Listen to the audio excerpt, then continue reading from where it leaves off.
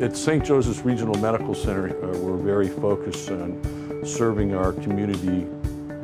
We have a very large, diverse ethnic population, and we're very committed to research here at St. Joseph's Regional Medical Center.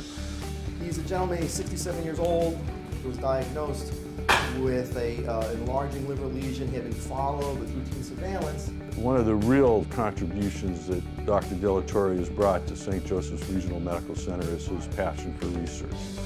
We're really lacking in clinical trials using drugs and therapies in cancer. Andrew has brought that here. The clinical trial we put you in, as you know, helped your body's natural immune defenses be stimulated to recognize and hopefully contain, if not destroy, the tumor that you had. Now, when I first had this tumor in my liver, and then subsequently after it was removed by Dr. De La Torre, in the beginning I was told by many doctors that it was inoperable and that I really didn't have very long left. And Dr. De La Torre was able to successfully remove it and get me into the clinical trial, and we've had fantastic results. I would have questions about each phase as well, what the drug itself was supposed to do and how the intervention was supposed to work in the long run, and he always took the time to explain it to me. It's kind of an interesting organ. Dr. De La Torre and this clinical trial, the surgery, all combined have really been fantastic for me, and I would say that people who are going through similar issues, it's good to know that there are options out there. The treatments that we have to offer for liver disease is something that I couldn't even imagine years ago having now. Here at St. Joseph Hospital, these patients have a need, number one, for educating, assessing them thoroughly, helping them, and reinforcing the fact that there is treatment out there, not so where they think that maybe if they can't get surgery, that there's nothing else that they can have. There are so many other things out there. Amazingly, we have interventional radiology here. There's some medications that are clinical trials that we've started. This research is exciting to me because we're able to blend the best of several worlds. We have surgery, gastroenterology, and hepatology. I'm going to show you how we do the procedure. We're now able to intervene in a very minimally invasive manner where we don't have cuts on the exterior of the abdomen.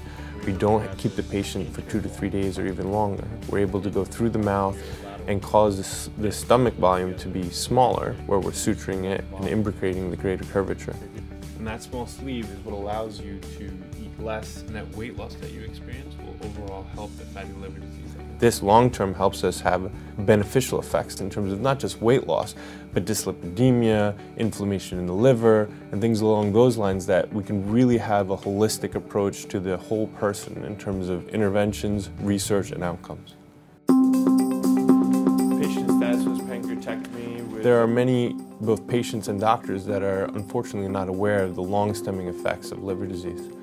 There are many people who have fat deposited in their liver, and unless they're followed by experts in the field, that damage that occurs over time can really lead to scarring and, God forbid, even transplant. If you think about who gets transplanted, well, 60% of people who get a liver transplant is from hep C. Hep C is preventable.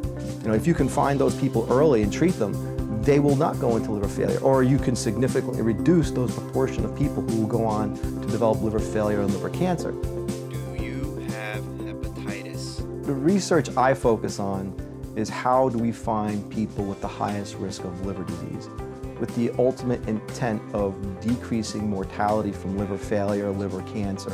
So the research we had been doing since 2007 was to use informatics to generate or build computer applications that we can use to survey patients for risk factors and find out if they need to be blood tested and get them blood tested.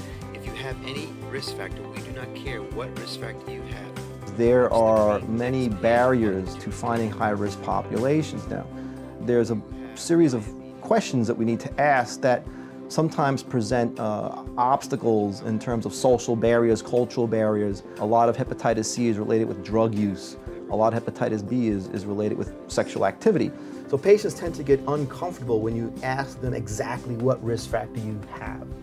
So we said we want to get away from that. We don't really care which risk factor you have. We just want to know if you have a risk factor.